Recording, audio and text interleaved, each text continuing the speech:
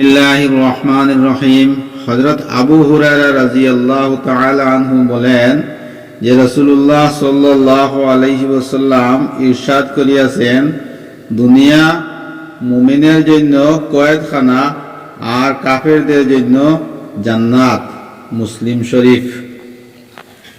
ফায়দা: একজন মুমিনের জন্য জান্নাতে যে সমস্ত নিয়ামত প্রস্তুত রহিয়াছে সেই হিসাবে এই দুনিয়া মুমিনের জন্য কয়েদখানা, আর কাফেরদের জন্য যে সমস্ত চিরস্থায়ী আযাব রহিয়াছে সেই হিসাবে দুনিয়া তাহার জন্য জান্নাত।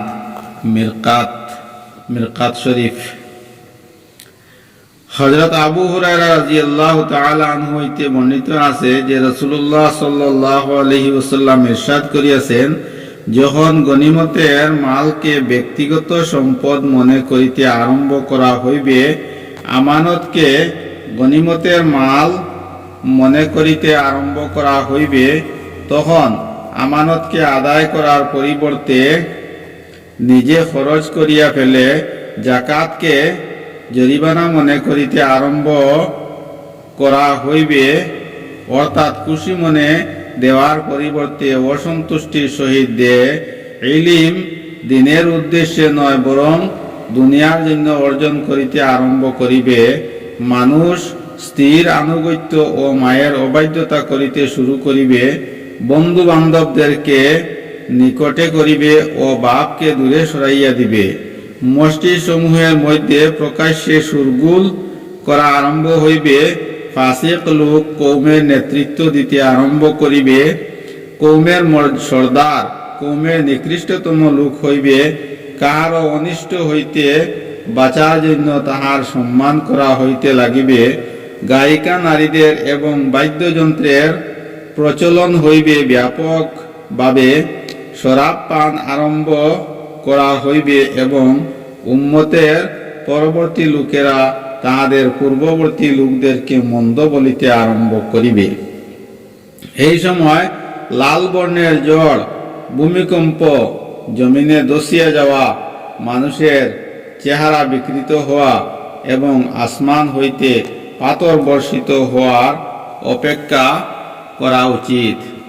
আর এমন লাগাতার বিপদ আপদ সমূহের অপেক্ষা করো, যেমন মালার সুতো ছিড়িয়া গেলে উহার মুক্তা দানাগুলি একের পর এক দ্রুত পড়িতে থাকে। রাওয়াহু তিরমিজি শরীফের রেওয়ায়াত। হযরত উকবা ইবনে আমির রাদিয়াল্লাহু তাআলা আনহু বর্ণনা করেন যে রাসূলুল্লাহ সাল্লাল্লাহু আলাইহি ওয়াসাল্লাম ইরশাদ করিয়াছেন, যে ব্যক্তি গুনাহ করে অতঃপর নেক আমল করিতে থাকে, তাহার দৃষ্টান্ত ওই ব্যক্তির মতো যাহার শরীরে একটি ৮৬ লৌহবর্ম রহিয়াছে, যাহা তাহার শ্বাস রুদ্ধ করিয়া রাখিয়াছে, অতঃপর সে কোনো নেক আমল করে যাহার কারণে ওই লৌহবর্ণের একটি আংটা খুলিয়া যায়, অতঃপর দ্বিতীয় কোনো নেক আমল করে যাহার কারণে দ্বিতীয় আংটা খুলিয়া যায়, এমনিভাবে নেক আমল করিতে থাকে আর কড়াসমূহ খুলিতে থাকে, এমনকি সম্পূর্ণ বর্ম খুলিয়া জমিনের উপর আসিয়া পড়ে। ফায়দা: ইহার অর্থ গুনাহগার গুনাহের বাঁধনে আবদ্ধ থাকে এবং পেরেশান থাকে।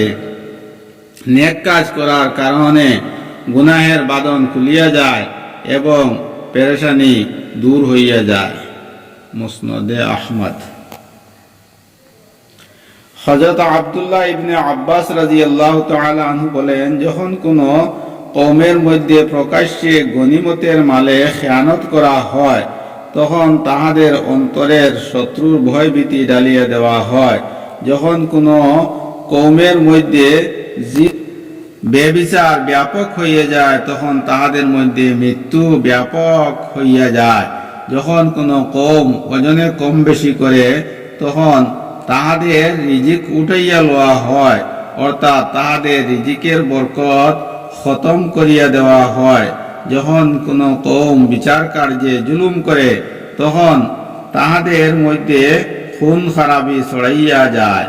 যখন কোনো কওম অঙ্গীকার ভঙ্গ করে তখন তাহাদের উপর শত্রু চাপাইয়া দেওয়া হয়।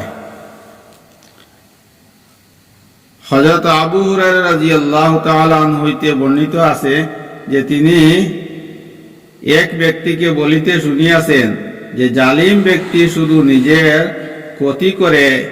ইহার জবাবে হযরত আবু হুরায়রা রাদিয়াল্লাহু তাআলা আনহু ইরশাদ করিলেন, নিজের তো ক্ষতি করেই, আল্লাহর কসম জালিম জুলুমের কারণে সুরখাব পাখি ও তাহার বাসায় ক্ষীণ ও দুর্বল হইয়া মারা যায়।